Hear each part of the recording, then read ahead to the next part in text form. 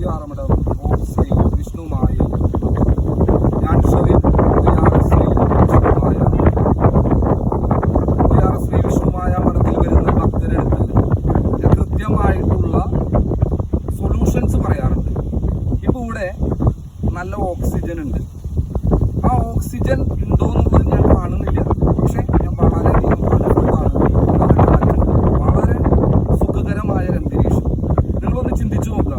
ഇവിടെ ഓക്സിജൻ ഇല്ല, ഇവിടെ കാർബൺ ഡൈ ഓക്സൈഡ് വേറെ തരത്തിലുള്ള ഏതെങ്കിലും വാതകങ്ങളാണെങ്കിൽ എന്നെ സംബന്ധിച്ചിടത്തോളം എനിക്ക് ഇവിടെ ഇരിക്കാനോ ഇത്ര സന്തോഷത്തോടു കൂടി ഇവിടെ ഇരിക്കാനോ ചിലപ്പോൾ ജീവൻ വരെ നമ്മളുടെ നഷ്ടപ്പെടുന്ന രീതിയിൽ വാതകങ്ങൾ മാറുമ്പോൾ നമ്മുടെ ലൈഫിലുണ്ടാവും. ഇതുപോലെ തന്നെയാണ് ഓക്സിജൻ ഇല്ലാതാകുന്ന ഒരു അവസ്ഥ നമുക്ക് മനസ്സിലാവുന്നുണ്ട്. ഓക്സിജൻ ഉള്ളതിനെ നമ്മൾ ശ്രദ്ധിക്കാറില്ല. അതുപോലെ നമ്മുടെ ജീവിതത്തിൽ നല്ല കാര്യങ്ങളും നല്ല സമ്പത്തും നല്ല സമൃദ്ധിയും അംഗീകാരങ്ങളും ഐശ്വര്യങ്ങളും നല്ല കുടുംബജീവിതവും എല്ലാം ഉള്ള സമയത്ത് അതെന്തുകൊണ്ട് സംഭവിച്ചു എന്നുള്ള നമ്മളുടെ മാനസിക നിലയോ നമ്മളുടെ ചിന്തകളിലുള്ള പോസിറ്റീവ്നെസ് ഒന്നും ആരും ചെക്ക് ചെയ്യില്ല.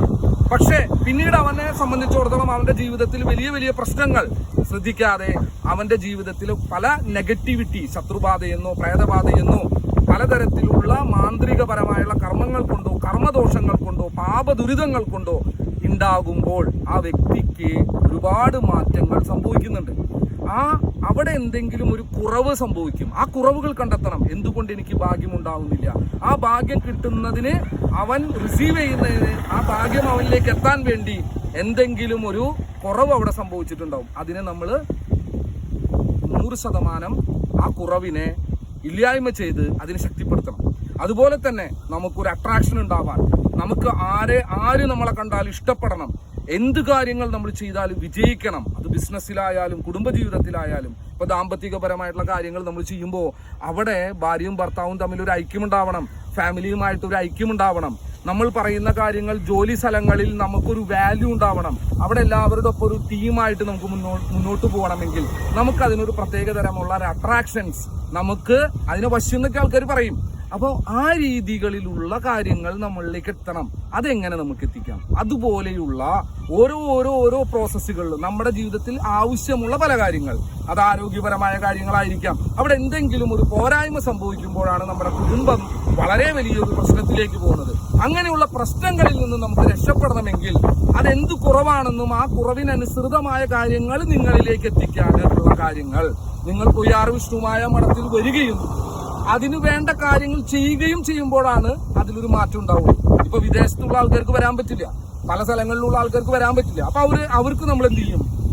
ഇങ്ങനെ ശക്തിപ്പെടുത്തിയിട്ടുള്ള അവരുടെ ജീവിതത്തിൽ വേണ്ടതായിട്ടുള്ള ധനപരമായിട്ടുള്ള കാര്യങ്ങളായാലും അവരുടെ ജീവിതത്തിൽ വേണ്ടതെല്ലാം എന്താണോ അതിനനുസൃതമായിട്ടുള്ള പൂജകളും കർമ്മങ്ങളെല്ലാം ചെയ്ത് അവർക്ക് ധരിക്കാൻ പറ്റുന്ന, വീട്ടിൽ വെക്കാൻ പറ്റുന്ന കാര്യങ്ങൾ നമ്മൾ ചെയ്തു കൊടുത്തിട്ടാണ് അതിനൊരു സൊല്യൂഷൻ കണ്ടെത്തുന്നത്.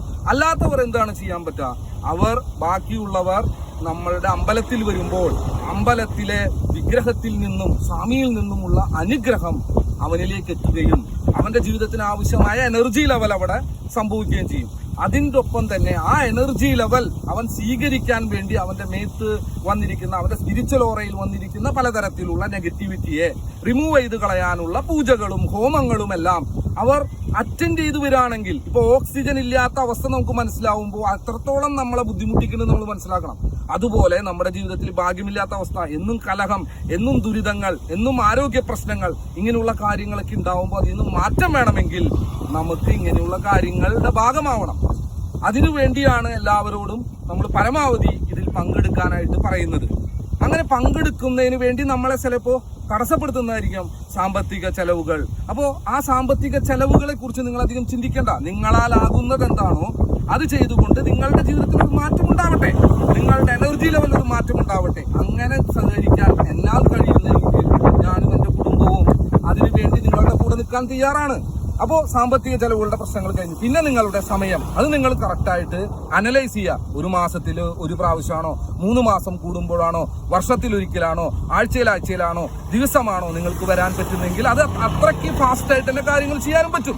അപ്പൊ ഇങ്ങനെയുള്ള കാര്യങ്ങൾ നമ്മൾക്ക് ഒരുമിച്ചിരുന്ന് പ്ലാൻ ചെയ്ത് കൃത്യമായിട്ട് നമ്മൾ ചെയ്താൽ ജീവിതത്തിൽ വിജയിക്കാവുന്നേ ഉള്ളൂ. അങ്ങനെ എല്ലാവർക്കും വിജയിക്കാൻ പറ്റണം. അതിനുവേണ്ടി നമുക്ക് ഒരുമിച്ച് ശ്രമിക്കാമെന്നാണ് ഞാൻ പറയുന്നത്. അത് നിങ്ങൾക്ക് എത്രത്തോളം സത്യസന്ധമായിട്ട് മനസ്സിലാക്കാൻ പറ്റുന്നുണ്ടെന്നുള്ളത് എനിക്കറിയില്ല. ഒരുപാട് പേര് എന്നെ കോൾ ചെയ്യുന്നു. കോൾ ചെയ്ത് ഫോൺ എടുത്ത് നിങ്ങൾ ദുരിതങ്ങൾ പറഞ്ഞാൽ നിങ്ങളിൽ ഒരു മാറ്റം ഉണ്ടാക്കാനായിട്ട് പറ്റണമെങ്കിൽ ഇങ്ങനെയുള്ള കാര്യങ്ങൾ വേണം. അപ്പോൾ ഫോൺ എടുക്കാനായിട്ട് നമ്മൾ ആൾക്കാരെ വെച്ച് അവർക്കൊരു ബുക്കിംഗ് എടുക്കാൻ നിങ്ങൾക്കൊരു സമയം തരാനെല്ലാം പറ്റും. ബാക്കി എല്ലാ കാര്യത്തിനും അമ്പലത്തിൽ വരികയോ അല്ലെങ്കിൽ നിങ്ങൾ എന്തെങ്കിലും സാധനങ്ങൾ ധരിക്കുകയോ ഇങ്ങനെയുള്ള കാര്യങ്ങൾക്ക് ചെയ്താൽ ഒരു മാറ്റം ഉണ്ടാവുള്ളൂ. ഞാൻ ചെയ്യുന്നത് എന്താണോ അതല്ലേ എനിക്ക് മറ്റുള്ളവരിലേക്ക് പറഞ്ഞു കൊടുക്കാൻ പറ്റുള്ളൂ. അത് നിങ്ങളും ചെയ്താൽ വിജയിക്കുമെന്നാണ് എനിക്ക് പറയാൻ പറ്റുള്ളൂ. അതുകൊണ്ട് എല്ലാവർക്കും നല്ലൊരു വിജയം ഉണ്ടാവട്ടെ എന്ന് ആത്മാർത്ഥമായിട്ട് പ്രാർത്ഥിച്ചുകൊണ്ട് തൽക്കാലം ഞാൻ നിർത്തുന്നു. Thank you.